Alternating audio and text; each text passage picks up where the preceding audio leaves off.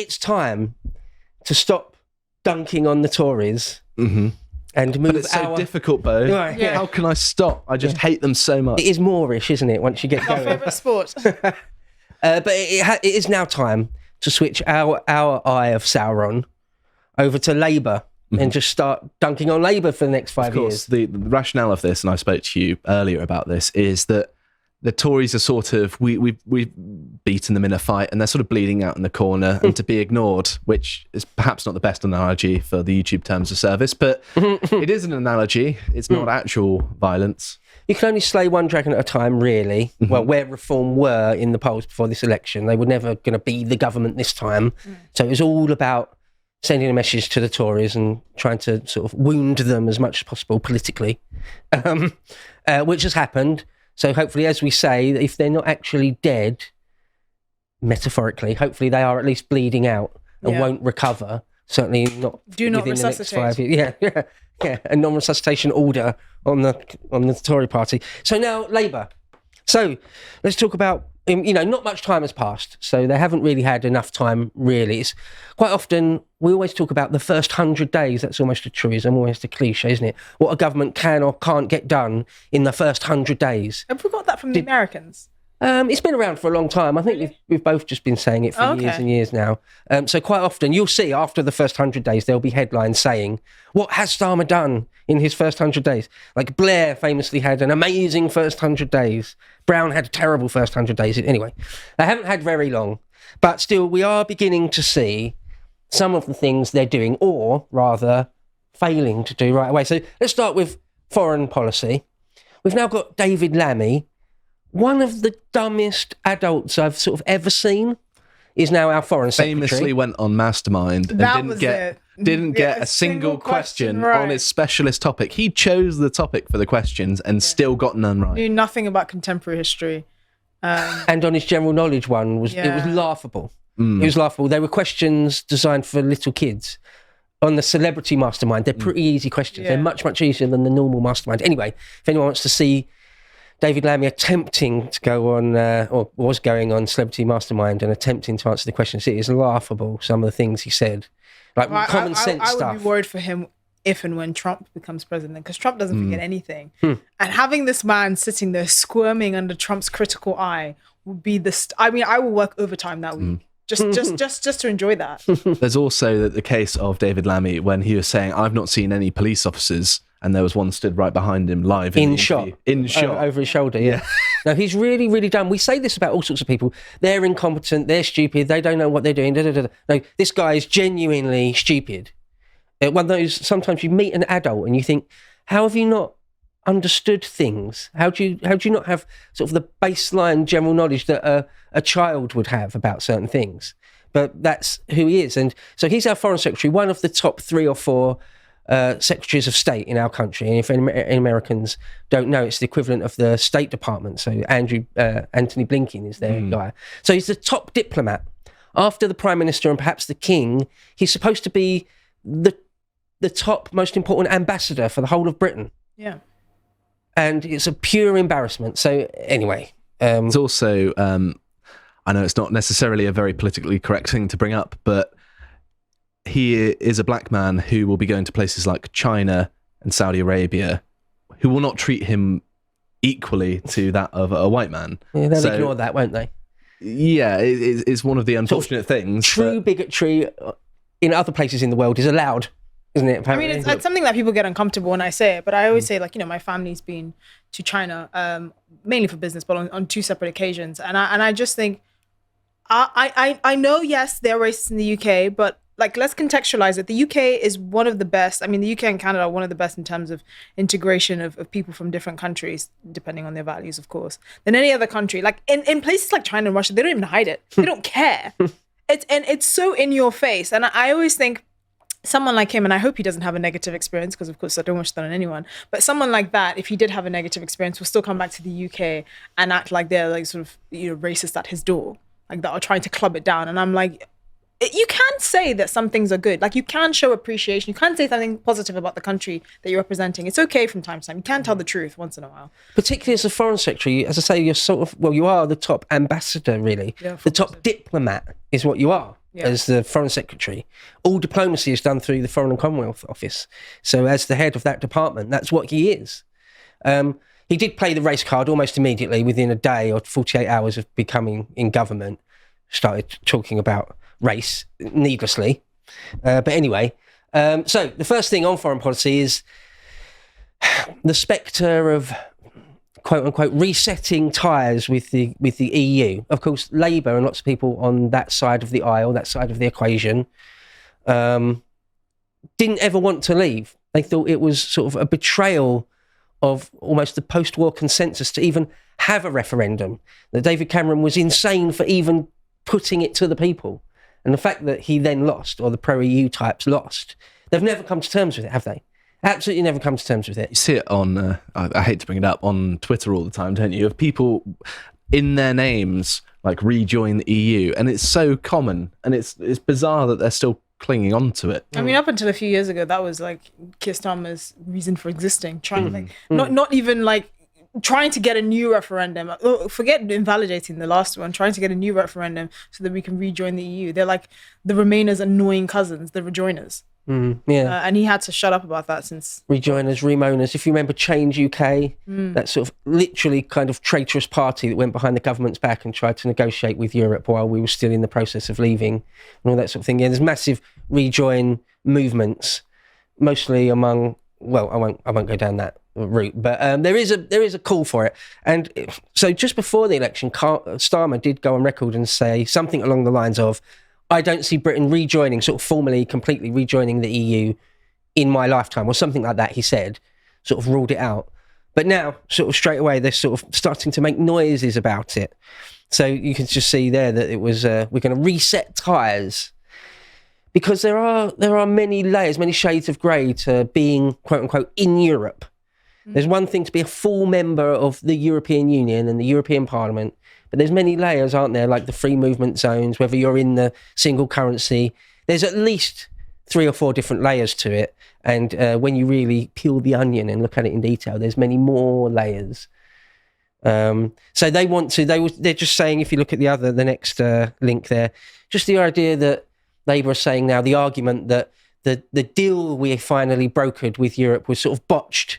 It was a botched deal, and we need to look at everything again and get it right this time. Basically meaning they're just going to draw us much, much closer to the EU. Now, whether that is actually completely rejoining it, I don't know. The noises, the things they're saying right now doesn't seem to be that's what they're going. But if they were doing that, they're making the right steps to sort of set that up in a year or 2 or 4 or whatever. Which is ironic, because there are loads of things that hang in the balance. One, if Trump becomes president, the UK sort of US trade deal will be at the top of the agenda, I assume. David Lamy would probably need to go into the White House with a bag over his head so Trump doesn't club him over the head. There are also questions about sort of what EU are you trying to get a closer relationship with? The EU of now is not the EU of 2015, 2016. The rise of far more sort of right of centre parties across the EU means that even the integration within EU and the harmony and cooperation within the EU is far more fractured. So I think, again, these are the people that would never want to admit there was a point to Brexit. I'm not, whether you agreed with it or not, if we had a much more frank conversation about it, about the EU and what it meant on a practical level about power distribution and accountability and economics and politics and the nature of the union and all of that, I don't think the discourse would have been so toxic that they now have to tiptoe around it and say, oh, we just want a fresher, newer, closer relationship with the EU. Well, guess what? The EU that you're even thinking of rejoining, I don't even think will be here like 40, 50 years from now. Yeah. Personally, no, hopefully I don't think this is a project that was destined to last. I've always had my reservations about it. I always thought it was too big. If you want a political union, fine, you can have some sort of kind of loose UN thing in Europe. If you want an economic union, you just need to have about 7 or 8 economies, because you have all these smaller, less economically productive Balkan and Eastern European countries that have no business being in the EU. And it's far more, anyway, but that's what I always felt, even though I didn't swing on Brexit one way or another. But like, it's going to be interesting. How are you going to navigate that? How are you going to go to Poland with like a dominant right wing, not at the moment, but a dominant right wing presence within the EU? The EU, as it exists now, or in the sort of 21st century at least, is far removed from what it was originally in the post-war period, what it was supposed to be. ultimately the idea was to try and stop France and Germany from ever going to war with each other ever again. That's sort of the bottom line. That's sort of the cornerstone of it all. And both Marine Le Pen and the AfD in Germany have said all sorts of things about leaving it. Now, if either France or Germany left the EU, either the entire project would fall apart, or it would really become a completely different thing, a completely different beast at that point. Yeah. So we'll see if that happens. What I suspect will happen, though, is the EU will make far more concessions, maybe make different layers of membership. It will fracture over the years. Fingers crossed. They will have to give states more autonomy, and eventually it would start just looking like this kind of weak amalgamation of states that's having to navigate in this kind of increasingly regionalist world, where it's going to be more region as opposed to like sort of blocks, giant blocks that are very diverse. Yeah, their dream of having a single European army and things. Yeah, entity. That's hopefully that's just dead in the water. Anyway, to carry on though here, other than the European side of things, David Lamy, the next link, it's actually his words. Anyone can go and read that if they want to. He's just basically said, we're 100% behind NATO. NATO's a brilliant thing. We've got an ironclad responsibility to NATO, saying things, parroting exactly what the Pentagon and the US State Department would want to hear, i.e. we're behind Ukraine 100% as long as it takes. So, in other words, no change when it comes to sort of the grand strategy of foreign policy. Didn't you vote against Trident a few years ago? Yeah, that's not, don't talk about that anymore. Oh, okay. Now we're in government. Just checking. Now we're in government. I heard a rumor. Now we're in government. We don't talk about like Keir Starmer as a younger man wanted to abolish the monarchy, but we won't say anything like that now. Oh, yeah. We'll shake the king's hand and take the power. That'd be a little bit awkward when he meets the king, won't it? Yeah, Yeah, he already has. Yeah. I'm sure the king was like, "You see yourself? Yeah. You have come I back. see you. You have come back." I know who you are. They always come back. Yeah, many have tried to get rid of our monarchy, and only one has ever succeeded in that. So yeah, David is absolutely towing the line. The chiefs over at the Pentagon and Blinken and Biden, or Biden's handlers, they'll all be very happy to hear the noises Lamy is making. So yeah, the commitment to Ukraine is ironclad. But no word about the small boats. No word about sort of mass migration in general, legal forms of mass migration. Just no talk of any of that. So Which is, again, just governing by omission as usual. I mean, I thought the Home Secretary. I mean, yes, okay, it probably would be EU cooperation, wouldn't it? Because he's talking about what is it, smashing the gangs? Because no one's thought of that.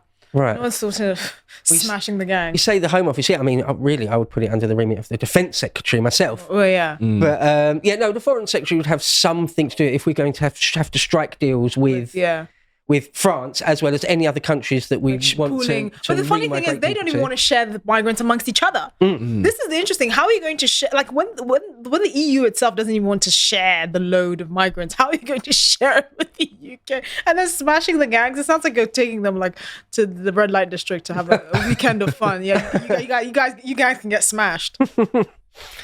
So moving on to energy.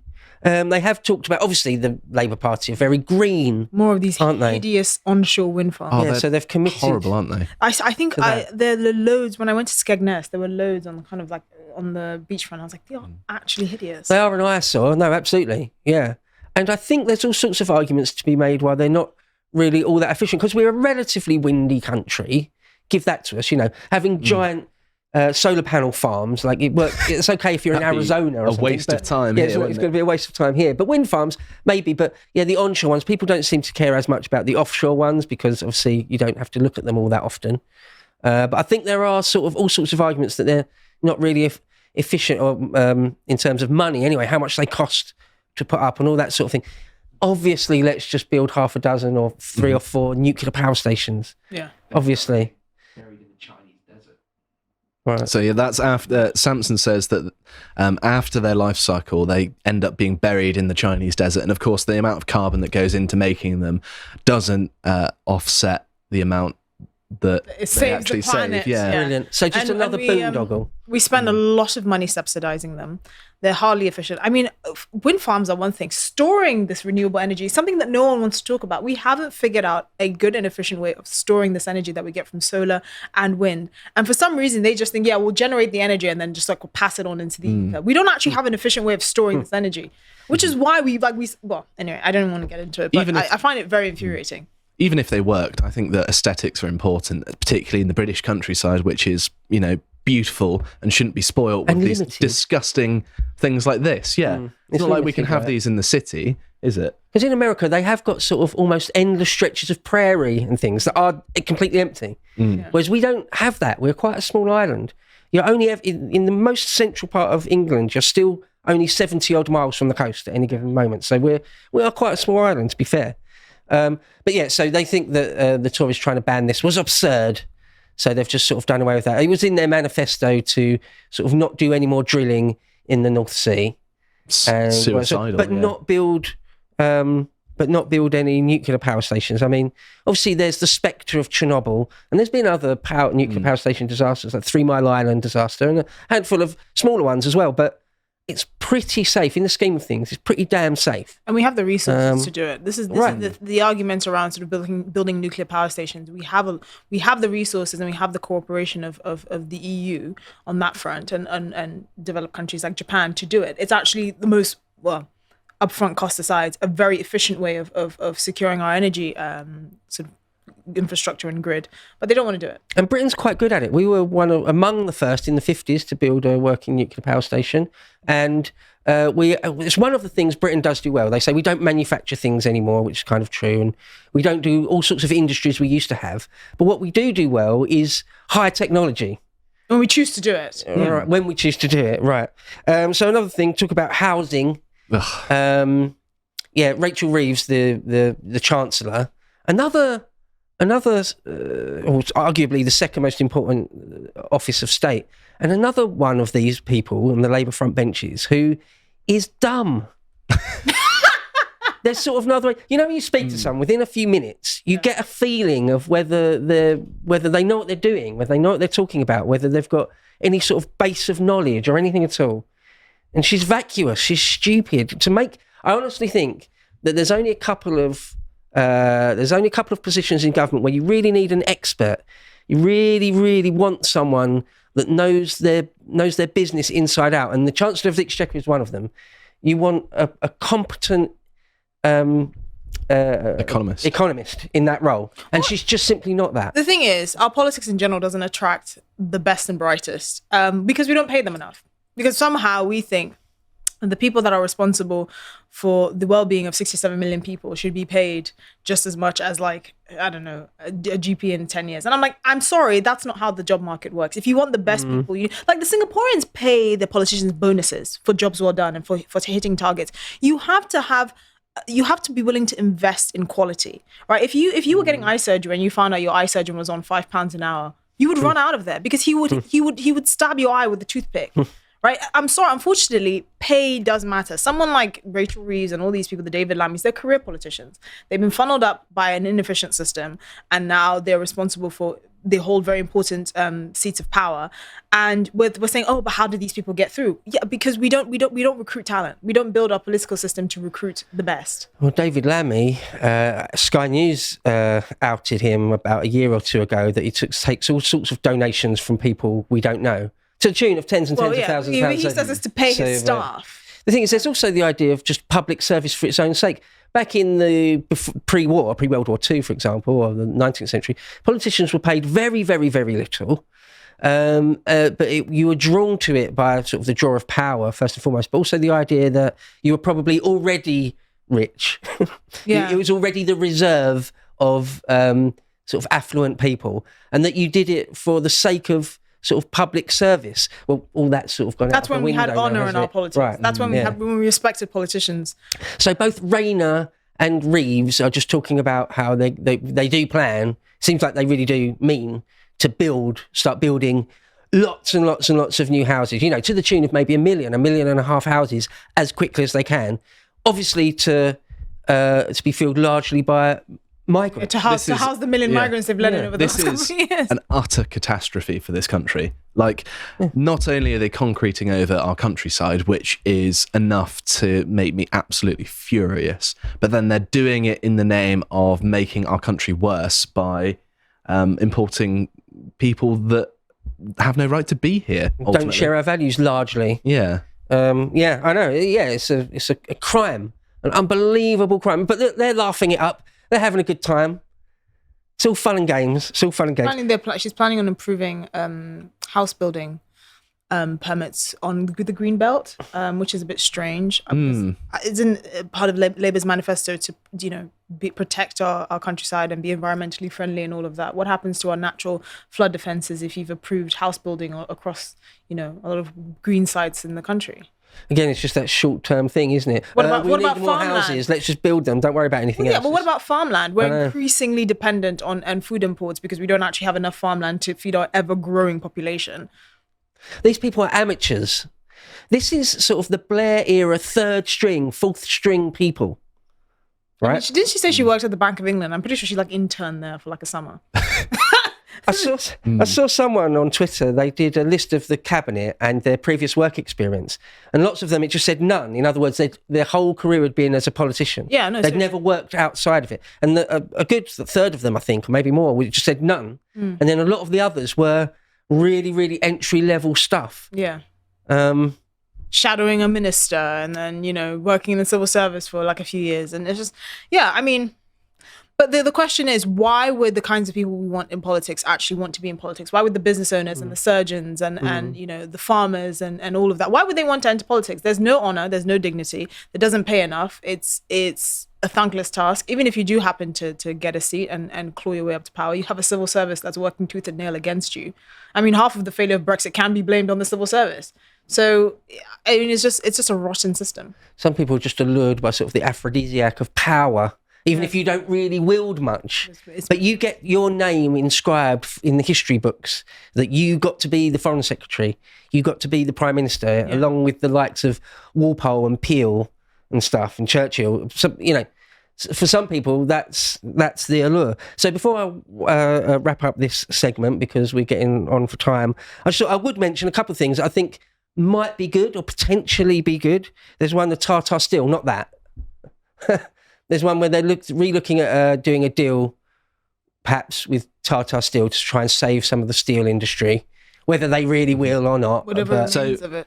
Yeah, this is actually very, very important because I would put this as a sort of national security concern because you want to be able to produce your own steel domestically because otherwise the main place you're going to get it from is China. And say that there are increasing tensions with China, you don't want all of a sudden the price of steel to shoot up because it's used in so many different things that are important to keep your country running and protect it as well. Yeah, so to cut to the chase on that, although it might sound alarmist and maybe even absurd, but if we found ourselves in a total war with China, they can manufacture endless tanks and aeroplanes and we simply can't because we haven't got any steel.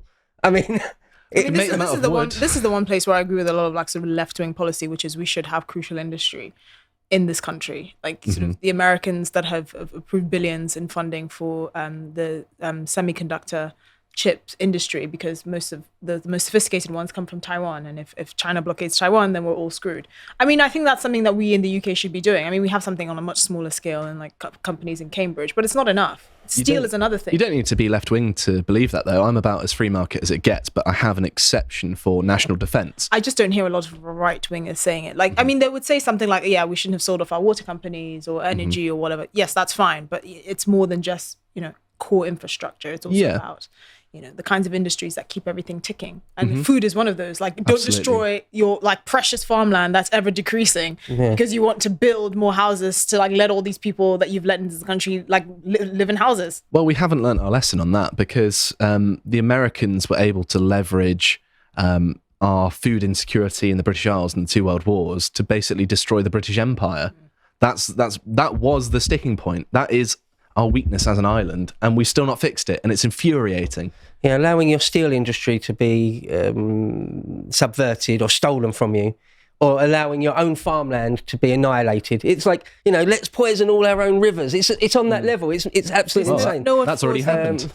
Can I just say by the way? One last thing to say then, is...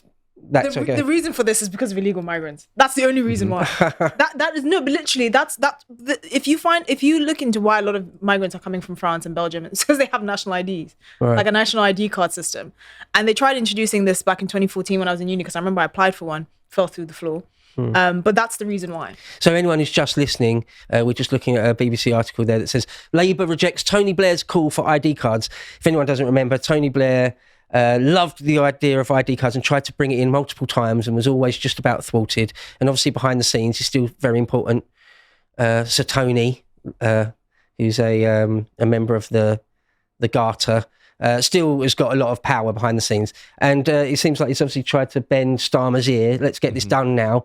Come on, look, let's get this done. And Starmer said no, which is a bit surprising because a lot of people think, including Dr. Nima Parvini, that whatever Blair wants, Blair gets. Well, not always. I do largely agree with that view. I'm not having a dig at AA there. He's pretty much right. But just not always. He doesn't literally control everything Starmer does and says. Well, there's evidence of that, which is a good thing, I think, because the ID card things, we've already got all sorts of ID. For me, anyway, my thoughts and feelings on it is that it's going down the route of just ever increased surveillance from the state. That's all it seems to be for me. It's just a sort of a big brother thing. The thing is, when you turn 17, you get automatically a provisional license shipped to your door. I think they should stop that. I think if you want a provisional license, you should pay for it. And I think you should, the main source of ID should be like a national ID card. And the reason why I say this is because there are over 1 million illegal immigrants estimated in the UK that are working in, like the Turkish barbers and the So would an ID card Thai stop nail that, shops. though? Yes, it would, because it would also make the jobs of officials a lot easier. You go into places, random checkups, like how immigration police burst into like these like flats in London that have like 20 people living in them. How do you ascertain someone's identity? Just give me your national ID card. And I was always kind of skeptical on this because I was like, is this a surveillance tactic? I agreed with you up until a point. But this summer when I went to Ghana, I got my national ID card. And you can't do anything without it. You can't open a bank account. You can't go to school. You can literally, it's like your life, basically. It's more important than a passport. But I realized that actually it's a very good way to embed national preference. Because just like you can't hear politicians say, benefits, for instance, unemployment benefits or housing benefits should only go to British citizens. If you have some sort of easy identifiable way to see who someone is, it cuts through a lot of the waste we see in our public in our public services, and also makes the jobs of immigration officials a lot easier. You need to have a system to quickly and easily identify someone. The thing is, though, I think a lot of illegal immigrants particularly are deliberately off the grid. So, for example, you can see videos on Twitter or whatever where sometimes the courts will put a tag, a physical tag on someone's ankle. Yeah. It's like some Albanian guy that's snuck in for the 4th time. They'll put a tag on his ankle. Well, as soon as he walks out of court, he cuts it off. Cut it off, yeah. So I swear to those God. type of people will go, yeah, thanks for the ID card. But you can't get it easily though, because to get a national ID card, you have to bring your passport, your birth certificate. They have to know who you are. I mean, there are people, I swear to you, that get residency in this country based on dead people's identification, people that are technically dead but were never registered as dead. The abuse of the system in this country is so flagrant. I actually support this idea just on that point. I just feel it'd be one more layer of bureaucracy that the criminals ignore. Yeah, I mean, you have to phase it out, and obviously the sophistication of it is important. And there are ways, like the IDs that we have already, like passports and national insurance number. You get that when exactly. you're 16, don't you? But we already have so many of those. Why not just consolidate them into one? Like if you already have a national ID number and a passport and a license, it should be easy for you to get your national ID card. If you're some random person working at a nail shop, but I know you guys don't go to nail shops because obviously you're men. Not regularly. But I swear to God, I have been to many nail shops and I've only met one person who speaks English fluently. The vast majority of them have not integrated, don't speak English. Many of them are illegal immigrants working for like £3 an hour. I mean, it is shocking. And the whole thing is a front for money laundering and drug money laundering. Turkish barbers, these American sweet shops you see in Oxford Street. I mean, they're all amongst. I mean, that's what concerns me. How easy it is to integrate into, to slip into the underbelly of British society, and just make a mockery of the system. I hope you appreciated that segment from the podcast of the Lotus Eaters, and if you want to see what else we're up to, you can follow Connor's series, Tomlinson Talks, this one about how to prevent population collapse with Paul Morland. And if you want to see all of the other work we put out, we always post links to our Twitter. Thank you for watching, and goodbye.